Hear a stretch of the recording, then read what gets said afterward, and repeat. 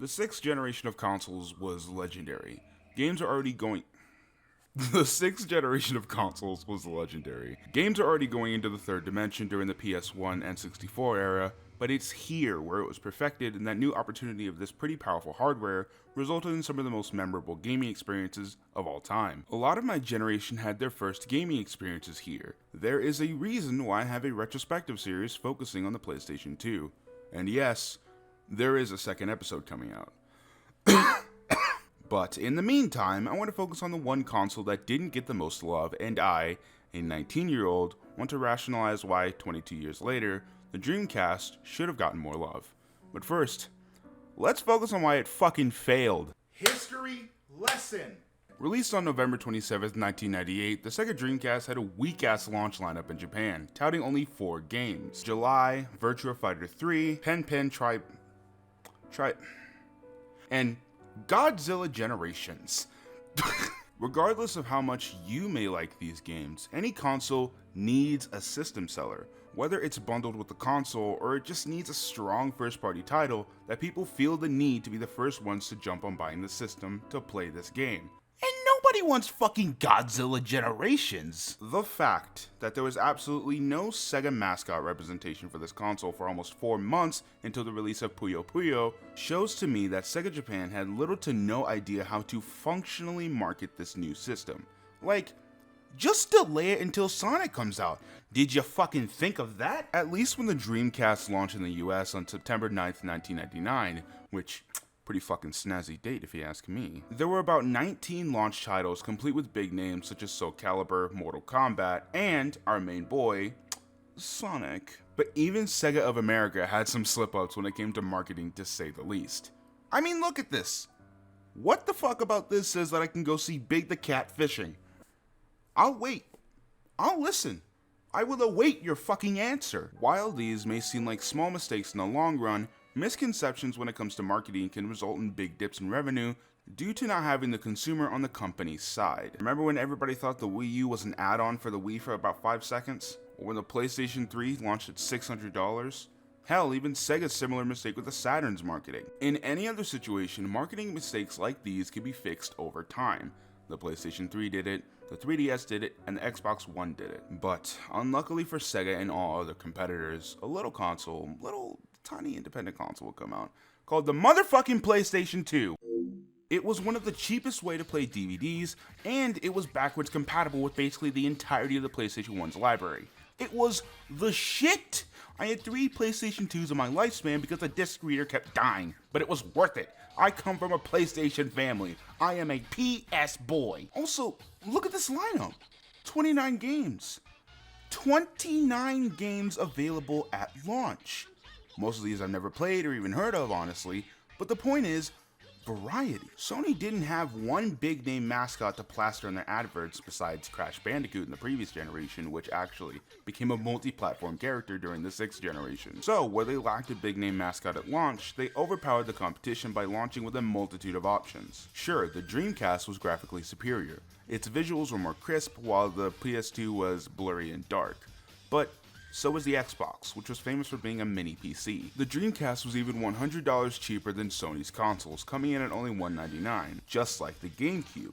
But facing the facts, the PlayStation 2 just had a stronger launch as well as more long-term bang for your buck for an extra $100. And the worst part is, the PlayStation 2 didn't release until March 2000 in Japan. That is 15 months of a head start for the Dreamcast. Some would think that this gives them the advantage, but no.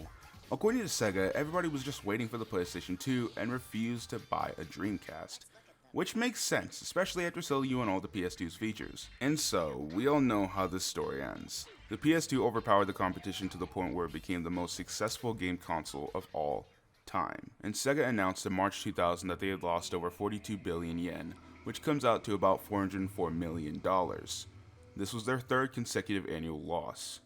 Sega attempted other things like closing over 400 of their arcade locations and creating their own online service called SegaNet, which costed $21.95 a month. Wow, that is a fucking dated ad. After that obviously failed both because of the price and Fred Durst, they began including a year's worth of SegaNet for free with the ppurchase of the console, which Isao Okawa, Sega's chairman, paid for himself. They even slashed the price of the Dreamcast itself down to $149. But sadly, nothing worked. Sega was still losing money at a loss, and finally, in May 2000, Okawa, who is now the president of Sega, stated that the company would pull out of the console business as a whole and solely become a third-party developer. And it was done. During the restructure, about one-third of Sega's Tokyo employees would lose their jobs. On January 21st, 2001, Sega discontinued the Dreamcast. All prices for the console were reduced from $99 down to even $49.95, just so Sega could get rid of their inventory. And on March 16, 2001, Isao Okawa passes away.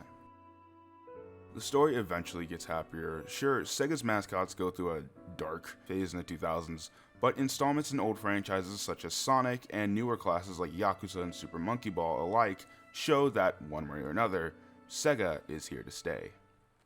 A big part of me understands that Sega was going through rough times, but the selfish part of me wishes that they found a way to tough it through the generation and release a new console, or at least evolve on the Dreamcast's best exclusives. Let me explain. The Dreamcast didn't have many games, especially exclusives, but what it did have was strong as fuck. Sonic Adventure 1 and 2, Jet Set Radio, Crazy Taxi, Shenmue, Samba de Amigo, Skies of Arcadia, fucking Seaman. Sega was really inventive during this time. Their games were genuinely unique and creative. Jet Set Radio, Tony Hawk for weebs with way better style and music, and you already know from past videos that it's one of my favorite games of all time. Sonic Adventure 1 and 2 were the first 3D Sonic games and are often named to be some of the best. I can easily say for the rest of my life that I would much rather play these than 2D Sonic any day. Crazy Taxi was so inventive, fun, and balls to the wall nuts that Sega patented the mechanic. Fucking yes. Shenmue at the time was the most expensive game ever made, and it paved the way for other Sega titles like Yakuza. It was absolutely mesmerizing, the story that they were able to tell back in 1999 with these graphics. But my favorite Dreamcast game of all time is one of the more well-known rare games for the system. Project Justice, also known as Rival Schools 2, is often named to be one of the best fighting games in recent memory. And if you've ever seen me stream at PizzaDad18, or you know me personally, then you know that I'm especially terrible at fighting games. But regardless of my ineptness, I had a chance to play Project Justice at an arcade last year. And from the hour I spent, it not only played well, it just stood out as an aesthetic masterpiece, from its music to its art. Hell, the same with all the other exclusives I mentioned in this video. The entire system, from the box art to the system UI, down to even the startup menu. Maybe I'm biased because I grew up in the 2000s always wanting a Dreamcast, but when it boots up, I'm just like, fuck yeah, we're gonna play some man. Sadly, when the Dreamcast died off, a lot of the game franchises went with it. Sure, Shenmue 2 went to Xbox and got a third installment not too long ago. Jet Set Radio had a sequel on Xbox, I believe, and Crazy Taxi became a mobile game. Yay! So besides the Dreamcast Collection re-released on Xbox 360, there's no other really continuation of Sega's big franchises from the Dreamcast. That's a fucking bummer. The console itself had such a lazy anti-piracy system that you could just burn ISOs onto disk and play it that way without modifying your system, making the idea of playing games like Project Justice or Marvel vs. Capcom 2 a viable option for those not blessed with financial fortune. Whether you want to believe it or not, Sega going out of the console business was a big deal that not only shaped the industry, but the fan base. In the 80s, it was Sega versus Nintendo, with Atari and other consoles as this middle ground.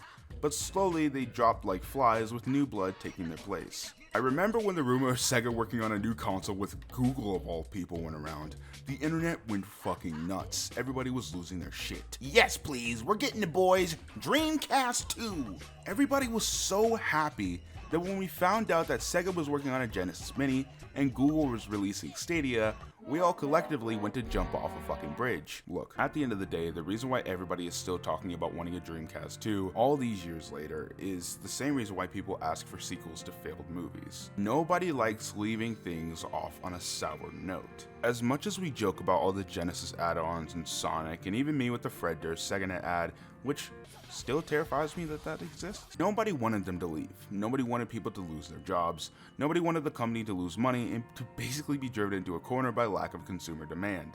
I tried to come up with a bunch of reasons for all this could have happened, like timing, pricing, launch titles, but sometimes things just happen. Sometimes you lose. It sucks. But I think that's part of why we embrace these quote-unquote failed consoles.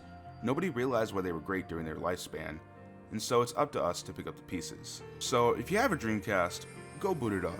If you have the Dreamcast collection for 360, you can play that too. Just give the Dreamcast the love and admiration it always deserved.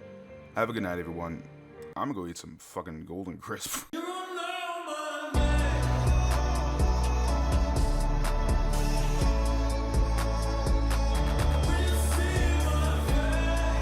Congratulations, you won.